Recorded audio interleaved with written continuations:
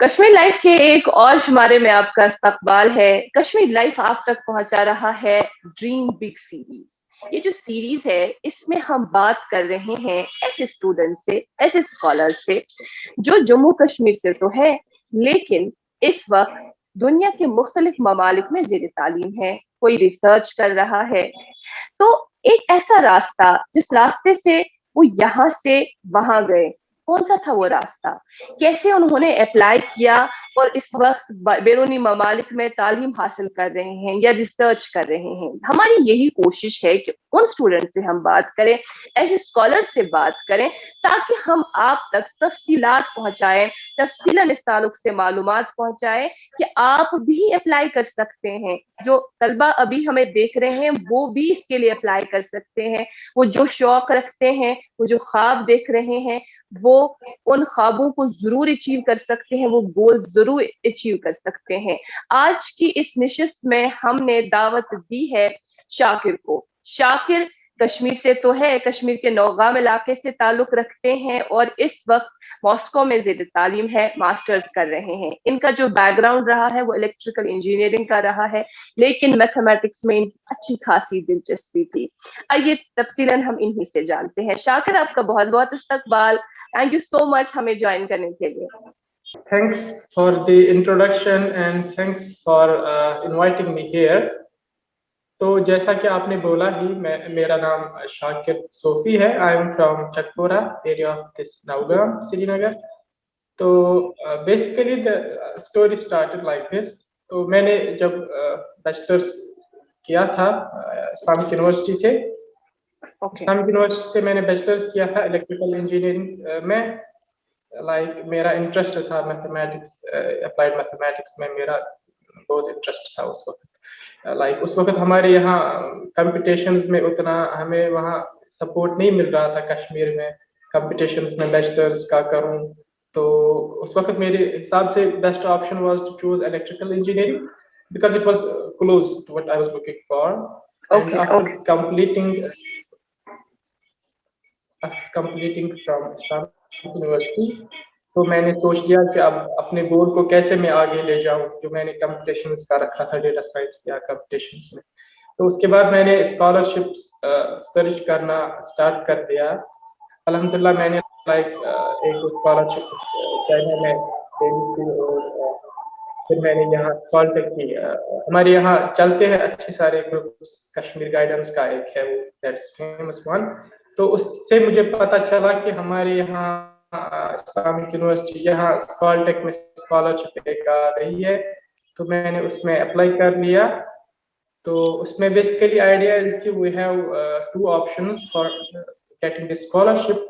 One is this, वहाँ उनका एक एग्जाम हो रहा है होल रशिया में, और उसमें इंटरनेशनल पार्टिसिपेंट भी हो सकते हैं। That is mathematical olympiad, Russian mathematical olympiad based exam. तो दूसरा ऑप्शन इनका था कि वो यूनिवर्सिटी से ही एग्जाम्स ले रहे थे, यूनिवर्सिटी में ही अपना एग्जाम ले रहे थे ये स्कॉलरशिप वाले यहाँ पे। तो मैंने उस टाइप में कर लिया अप्लाई, स्कॉलरशिप टाइप में, उस सेकंड वाले में ऑप्शन में।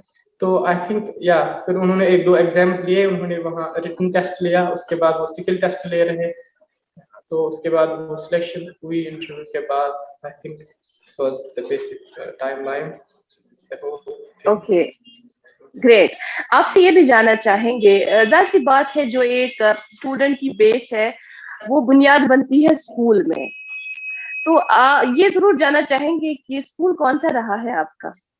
मेरा हाई स्कूल रहा है, या मैं कहूँ उसके बाद में जो हमारी यहाँ हायर सेकेंडरी है, it was government higher secondary बीकेपोरा। It is located in this area of this बीकेपोरा एरिया। तो basically the story started from this. मैंने इसी वक्त सोच लिया था कि मैं आगे इसी में जाऊँ, इसी से मेरा मोटिवेशन हुआ जब वहाँ पे मैंने हाई स्कूल से या हायर सेकेंडरी से लिया वो फील्ड। तो उसी वक्त मैं सोच रहा था कि मैं इसी में आगे जाऊँ। That is this. We have to start from this actually. From high school, we have to prepare ourselves. We have to make goals and go along them.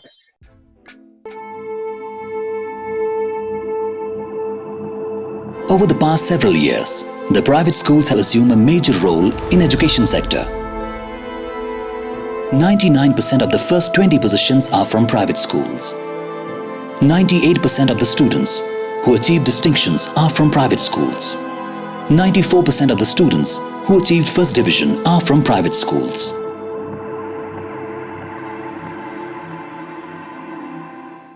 अपने बारे में बताइएगा कि आप कैसे स्टूडेंट रहे हैं, एवरेज स्टूडेंट रहे हैं या हमेशा वो फर्स्ट आना है, सेकंड आना है, इस तरह का जो जहन बना था पहले से ही ऐसा मामला रहा?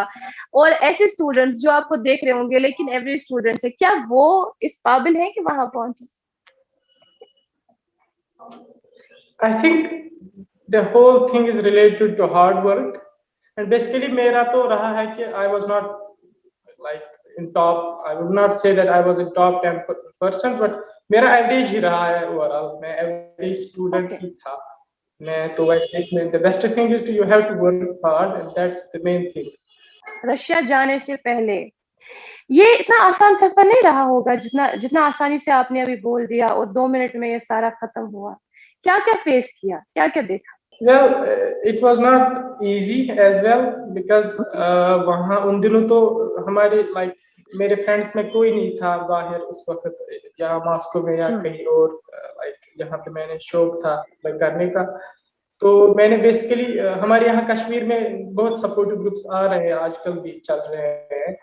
हमारा एक फेमस है वहाँ पे वो कश्मीर गाइडेंस वाला ग्रुप, वो बहुत सपोर्ट कर रहे हैं कि कैसे हम यहाँ से अप्लाई करें स्कॉलरशिप्स के लिए, कैसे वो actually they are very good at guiding students, and we have few more groups like हमारा यहाँ अपना है किम्स का, Kashmir institute of mathematical science का वो है, और वो JK scientist, they are few groups and they are really working hard on this. ऐसे स्टूडेंट्स जो चाहते हैं, जिनका इलेक्ट्रिकल इंजीनियरिंग ही बैकग्राउंड रहा और शायद आप ही की तरह वो मैथमेटिक्स में दिलचस्पी भी रखते हो, उनके लिए आप एक गाइड साबित हो सकते हैं। ये बताइएगा तफसीलन कि क्या क्या करें, उनको किन मरहलों से गुजरना है वहां पहुंचने के लिए। स्टार्ट करें, फॉर एग्जांपल हमने यहाँ पे इलेक्ट्रिकल इंजीनियरिंग स्टार्ट करी थी, तो शौक था कि मैथमेटिक्स और कंप्यूटेशन में जाऊँ, लेकिन जब वहां से बैचलर्स मैंने कर लिया, वहां पे हम बेसिकली फोकस नहीं कर रहे हैं ज्यादा external fields पे, like we are mostly focusing on our own coursework and we are not paying attention to the programming skills, mathematical skills or other innovation workshops and all that. I think they are quite important. We can improve ourselves by getting into these things, and I think they are really helpful in going through the whole process. Yeah, we have to improve the programming skills and we have to work on the mathematics. They are the key ideas. ठीक ठीक।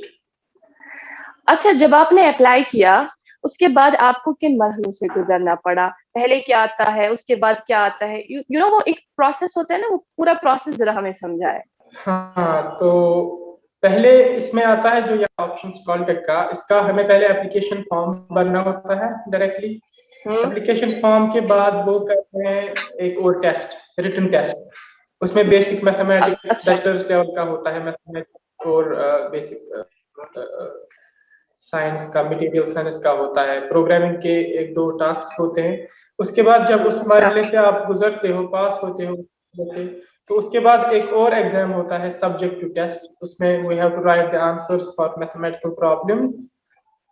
हाँ, उसके बाद second list आता है, उसके बाद selection होती है इंटरव्यू के लिए। तो इंटरव्यू के बाद उनका एक और स्किल टेस्ट आ रहा है, उसमें वो चेक कर रहे हैं कि how innovative their minds are they able to study in this university. Basically यहाँ पे ज्यादा इनोवेशन पे ही काम हो रहा है, टेक्नोलॉजी पे ही काम हो रहा है rather than this formal research.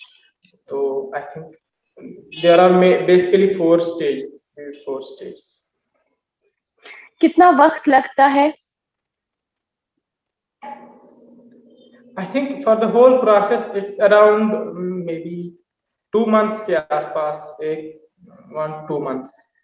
जी, बस यही मैं पूछने वाली थी कि 2 महीने का वक्त तो है ये, लेकिन उससे पहले एक स्टूडेंट को कितना वक्त सर्फ करना है, यहाँ से उनकी अपनी फॉर्मल एजुकेशन भी है, यहाँ से इसके लिए तैयारी भी करनी है। आपको खुद कितना वक्त लगा? क्या आप पहले से इसके लिए तैयार थे या फिर आपने बीच में ब्रेक ली? नहीं, बीच में ब्रेक तो मैंने थोड़ी ली थी, थोड़ी अर्से की, लाइक 2-3 मंथ, 3-4 मंथ की। उस वक्त में मैंने सारे डॉक्यूमेंट्स बैचलर्स के कलेक्ट किए और वो हाई स्कूल के डॉक्यूमेंट्स कलेक्ट कंप्लीट किए थे। उसके बाद वो डॉक्यूमेंट्स मैंने प्रिपेयर किए, वो हमें उनका वो करवाना पड़ता है वेरिफिकेशन डॉक्यूमेंट्स का। तो इस दौरान में मैंने ये काम कर लिया था, ये like verification of this transcripts आपने एंड आपने डॉक्यूमेंट्स का डिप्लोमा। जिक्र किया। वो स्टूडेंट्स जो भी देख रहे हैं वो भी सोच रहे होंगे कि कौन कौन से हमें डॉक्यूमेंट्स रखने हैं। इसके साथ क्या क्या ऐसे डॉक्यूमेंट्स हैं जो स्टूडेंट्स को चाहिए होते हैं mainly? Basically main documents for, अगर हम फॉर एग्जांपल मास्टर्स का कर रहे हैं अप्लाई, तो बेसिकली डॉक्यूमेंट्स आर बैचलर्स का हमें डिप्लोमा होना चाहिए, जिसको हम डिग्री भी कहते हैं यूजुअली, और ट्रांसक्रिप्ट या मार्कशीट जो होता है, they are the main things. और उसके बाद में हमें अपना ये बनाना पड़ता है statement of purpose, basically in which we are stating what we are going to do in masters. उस फील्ड में जाके, जिस फील्ड में हम अप्लाई करें, तो किस डायरेक्शन में हमारा रिसर्च होना चाहिए, या किस डायरेक्शन में हमारी एजुकेशन होनी चाहिए, किस प्रोफेसर से हमें बात करनी पड़ेगी, लाइक किसके अंडर हमें काम करना पड़ता है, उस वो हम जिक्र करते हैं स्टेटमेंट ऑफ पर्पस में। बेसिकली उसके बाद हमें एक लेटर्स, 2-4 रिकमेंडेशंस लानी पड़ती है अपने प्रोफेसर से, या जो हमें अच्छी तरह से जानता है उससे, कि ये वो हमें रिकमेंड करे कि he can go into this field and he is able to do. And these are the basic things, I think there are just few stuff. Purpose भी तो लिखना पड़ता है हमें कि हम क्यों आ रहे हैं वहां। जैसे आपने भी कहा कि किस डायरेक्शन में हमारी रिसर्च है। आपके जहन में क्या था जब आपने इसको फिल किया, इस सवाल को फिल किया, तो किस तरह से फिल किया?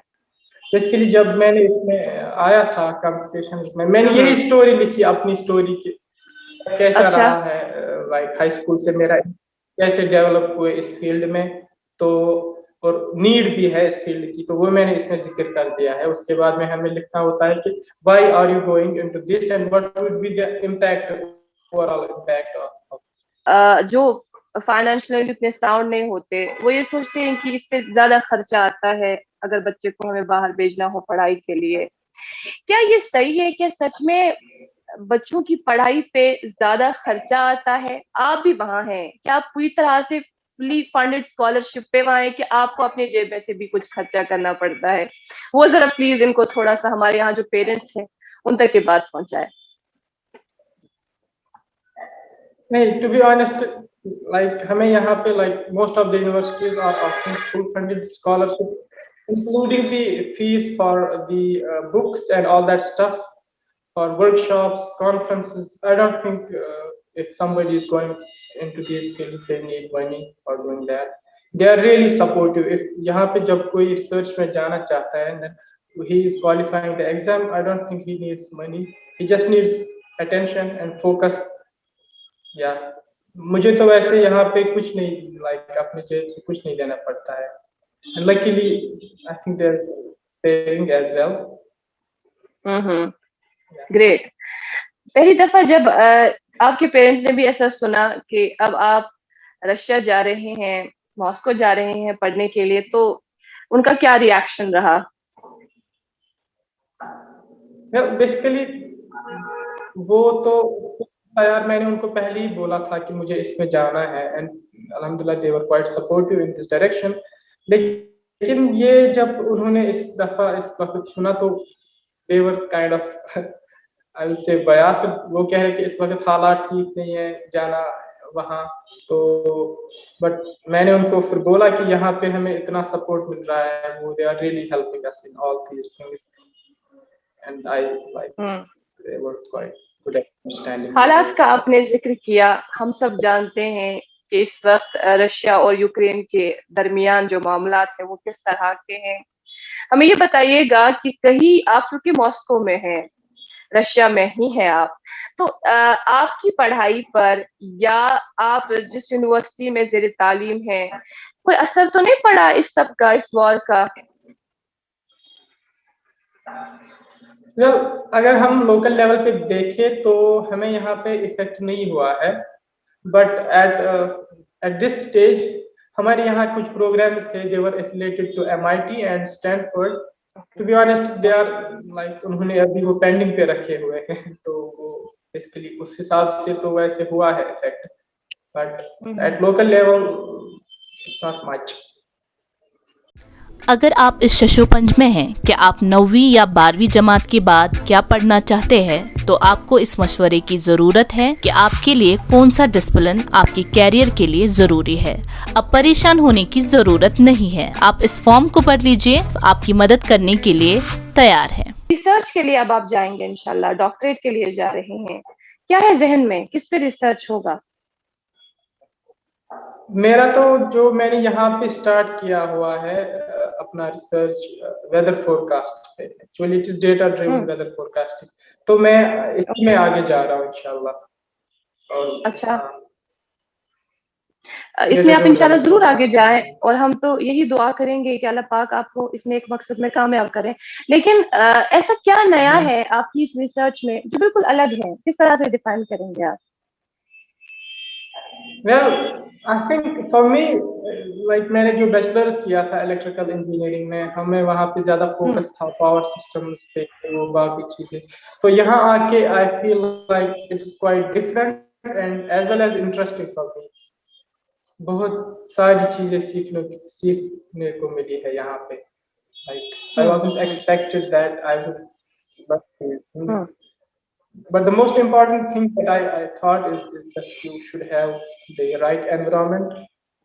Yeah, बाकी तो हम करते हैं excel. It all depends upon the environment and support. Yes. जी, जब इंसान एक माहौल से निकलकर किसी दूसरे माहौल में जाता है, वहाँ उस माहौल का असर उस शख्स पे तो जरूर पड़ता है, पहनावे पे पड़ता है, ज़बान पे भी बाज़ औक़ात पड़ता है। क्या रशन आपने कुछ सीख ली? हमें वैसे यहाँ पे हमें इंग्लिश मीडियम ही है, तो हम ज्यादा यहाँ कैंपस में ही रहते हैं इसी के आसपास। तो अच्छा, यहाँ पे वैसे रशियन लैंग्वेज का कोर्सेज कर रहे हैं। I wasn't able to join that course because of this COVID stuff. तो मैंने वैसे उसमें नहीं इंटरेस्ट रखा कि मैं रशियन सीखूं। ठीक, बाकी तो अब आप वहाँ पढ़ता है। जी जी जी, वही मैं पूछने वाली थी आपसे कि 2 सालों से आप वहाँ अब रह रहे हैं, ज़ेर तालीम है, क्या चेंजेस आप पाते हैं खुद में भी और माहौल में भी जो आपको कदर मुख्तलिफ लग रही हैं कश्मीर से? आई थिंक कश्मीर से यहाँ पे अगर हम एजुकेशन के हिसाब से देखें, it's quite different than what we are doing in Kashmir और in general in our schools where we have been doing this so far. So यहाँ पे हमें देखने को मिलता है कि यहाँ पे students are mostly involved in industrial projects, they are involved in startups. हाँ, वो तो हमें I think that is lacking in our areas basically. तो हम उन चीजों पे फोकस नहीं कर रहे हैं।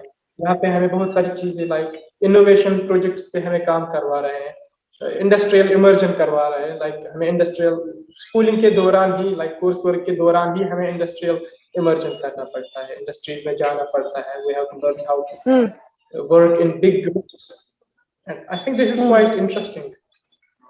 Yeah, that's quite different. बाकी चीजें तो वैसे सेम ही है, बाकी फॉर्मल। आपसे अब ये जरूर जानना चाहेंगे, आखिरी बार आप कश्मीर कब आए थे और अब आगे प्लान कब है? अभी तो वैसे मैं I think in August I'm coming back. After that I'm going for the PhD. Basically तो मेरा 1-2 जगहों पे अल्हम्दुलिल्लाह हुआ है PhD। आप देखेंगे in August I have to join one of them. तो मैं आ रहा हूँ। कई सारे ऐसे स्टूडेंट्स जो शायद आपके साथ, जो कश्मीर से हैं और आपके साथ मॉस्को में ज़ेर तालीम है, वहाँ उस मखसूस यूनिवर्सिटी में ज़ेर तालीम है, कितने ऐसे स्टूडेंट्स आप देखते हैं जो कश्मीर से हैं? हाँ, बेसिकली जब मैं यहाँ आया था तो टू बी ऑनेस्ट मैंने अपनी लेवल पे थोड़ा स्टार्ट कर लिया कि किसी को हेल्प करूँ जो यहाँ पे इंटरेस्ट रखता है, तो मैंने यहाँ पे हमें बेसिकली हमने ये यहाँ पे फेसबुक पे और इस पे व्हाट्सएप पे ग्रुप्स बनाए हैं जो भी इंटरेस्ट रखता है इन फील्ड्स में। तो मैंने यही से स्टूडेंट्स को अवेयर करना स्टार्ट कर, if you are interested you can apply here and I will guide you through the whole process. तो अल्हम्दुलिल्लाह आई थिंक हम यहाँ पे अभी है 2-4 स्टूडेंट्स, मास्टर्स में भी 2-3 हैं और पीएचडी में भी थे 2। I think I am quite satisfied with what I tried and it's working. कैसे आप उनको गाइड करते हैं? आपने फेसबुक का जिक्र किया, ग्रुप्स है कुछ, और व्हाट्सएप का भी जिक्र किया, आप उनका नाम ले सकते हैं या जो इस वक्त स्टूडेंट देख रहे हैं वो किस तरह से आपसे जुड़े?